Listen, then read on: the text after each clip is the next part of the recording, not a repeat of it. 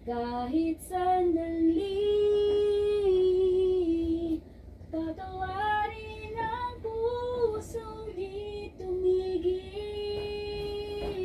Sana'y tayong dalawa ang maling pagkakataon.